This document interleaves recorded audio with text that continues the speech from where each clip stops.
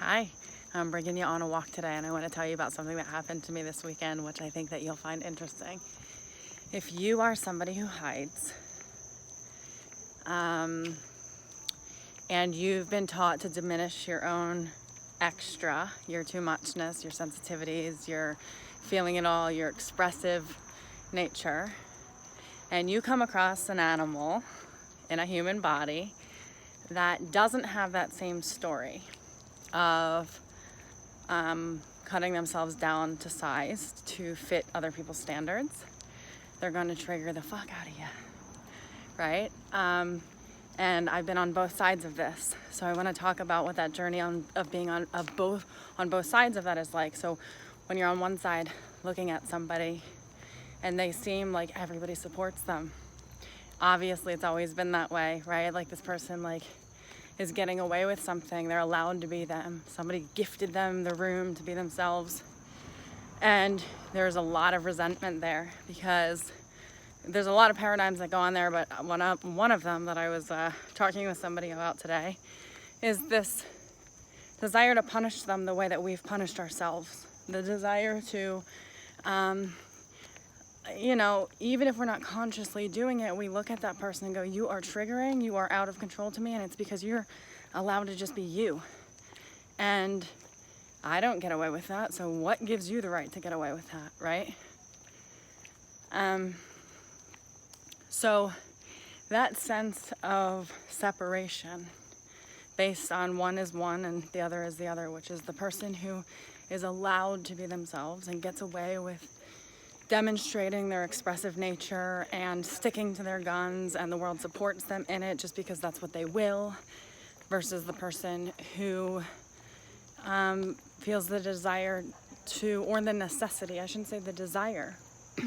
We've been programmed to feel what everybody else is feeling and thinking and to live into those projections, period, because that's what a good girl does. It's what a good person does. Doesn't matter if you have to sacrifice yourself to do it, right? This is the bullshit paradigm that we're overcoming, hopefully.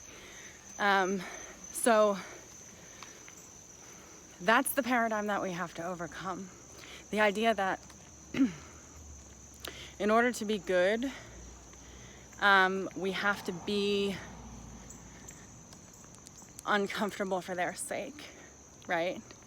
And then you get to the other side of it, and this is where I wanted to talk to you guys about it, because it was interesting for me to see on the other side of that. So I've been that person, like, oh my God, look at this fucking girl. She's like getting away with like straight up being herself, or like whatever. People support her, there's envy involved, there's jealousy involved.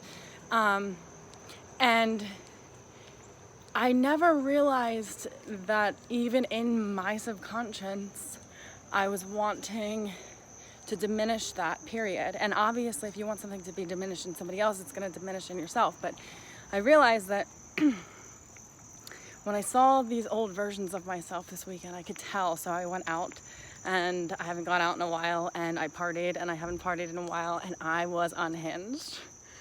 And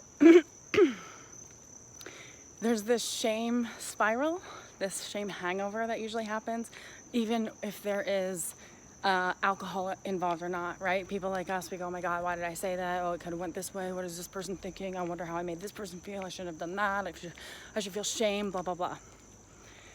Oh my God, it's exhausting, right? That it's not even worth the 4 hours of going out to feel 4 days of remorse about being yourself when you did, right? So a lot of us go like, I can't connect to the world because I can't really be myself out there. It doesn't feel safe. So I'm going to stay in here. And then we go out thinking, oh, let's connect to the world. And the second that we show our true colors, we want to go hide because that's what we've been told to do, that our true colors are extra. So I was having a laughter fit, like an uncontrollable, holy shit, couldn't stop if I wanted to, laughter fit about everything. Just everything was hysterical. And people probably found it very annoying, which is a trigger for me because that's what my mom used to tell me I was all the time. And I could see inside of myself that I was appearing to these people to be offensive somehow. And I was like, I don't understand why I would be offensive. I mean, I'm just like laughing, having a great time, but I could tell that they were like not amused. And I could also tell, this was the beauty, and this is where you're gonna get to, and this is where the social anxiety goes from like, oh my God, thinking about it for a day to like 20 minutes.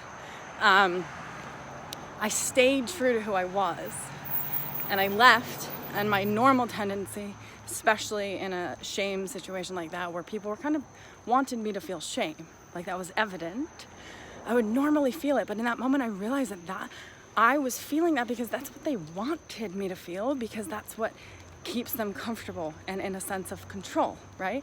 So just like the dynamic with our parents, I was feeling something that was very real. They wanted me to feel shame so I would not be extra, be loud and obnoxious and like whatever I was doing. And I think that there is this paradigm that comes up though that goes like, oh, and I could tell that this is like, some people were like, whatever, she's doing her thing, and other people who were triggered by it are the people who think that it's wrong to actually be yourself.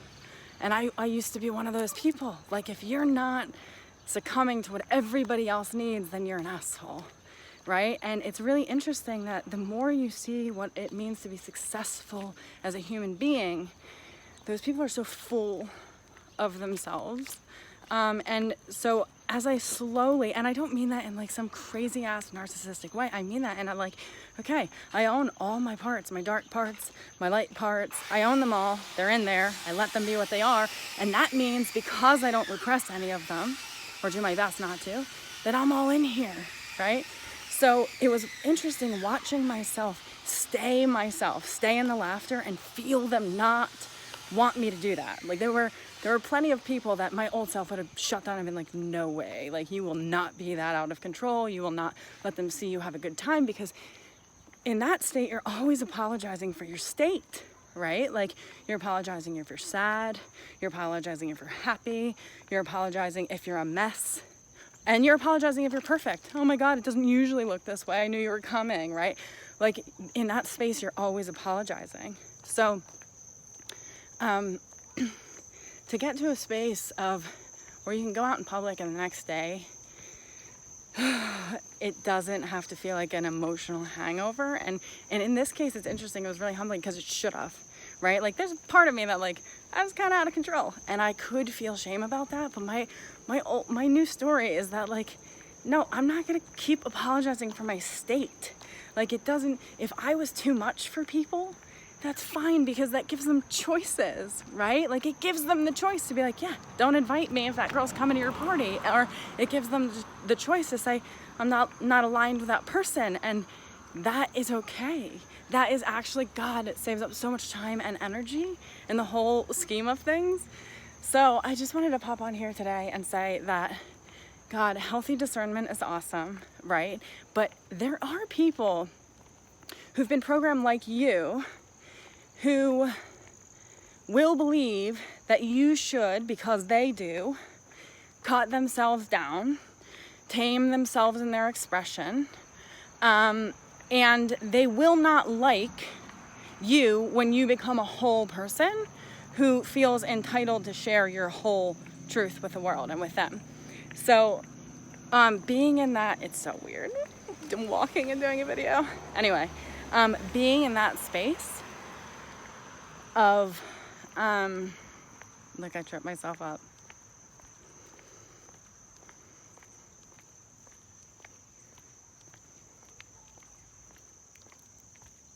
I forget where I was going, but I know that it was somewhere good, and I know that what I really wanted you guys to know is that people, oh yes, that was it. You're gonna feel their shame because they're running on your program, right? You know that program. You were raised on that program. I was raised on that program. I know that look. I know that cold shoulder, right? You're gonna feel their shame because that's what they want you to feel, okay? Because that's how they believe that people are tamed, and that's how they believe they're in control. So if you go out and have a shame spiral based on your experiences, you can kind of happily know now that if you give in to those projections, instead of say, you know what, I have compassion for the state that I was in when I was with them. I have compassion for myself so much that I don't need to apologize for my state. That was one version, literally 1 4-hour window of my life, my personality, what I'm dedicated to, that strangers saw. And what they project onto me has nothing to do with me. Nothing to do with me. And it's cool, it's good information for them to say, I don't like that. But I think that what's important is that we have to know that there's a little potbelly pig over here winking at me. We have to know that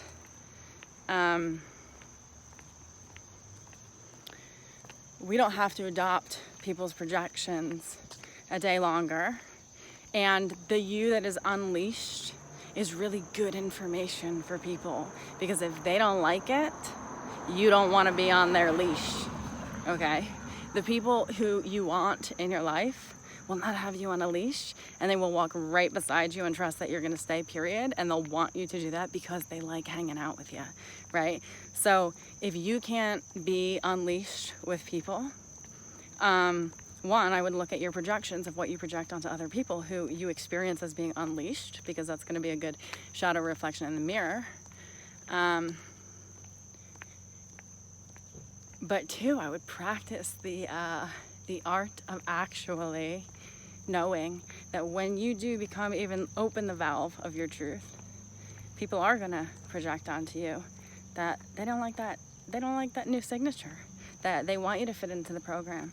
And that's fine, they can project that onto you, but you don't have to buy into that projection. And that emotional hangover doesn't have to last for 3 days, buying into the shame that they want you to feel, that you were cut down to size by your entire life. You're allowed to be you. And we don't always have to apologize for our states. Like, they change, they're fluid, we're human, we all go through different chapters and different phases. And I'm just over it. I'm over apologizing for my state. So it was a good exercise to say to myself, I can see that I used to be just like that. I would have looked at somebody like me and been like, what the fuck? Fucking girl thinks she can get away with doing that thing, being herself. What the fuck? What gives her the right? Even if she's bad, even if she's selfish, even if she's whatever my projections were at the time about who was allowed to and who wasn't allowed to be themselves, I definitely had them. And I'm so happy to be over it. I'm so happy to just be in the bubble of, actually, if everybody was feeling happy and free with me in that moment, we would have been laughing our asses off together, period. And if they didn't, that's cool. Doesn't mean anything bad about me or about them. It just means that we were in different states at the same time, in the same place. And I don't have to take it personally that they want me to buy into the shame program. So I hope that this is helpful for you today. I will talk to you soon. Bye.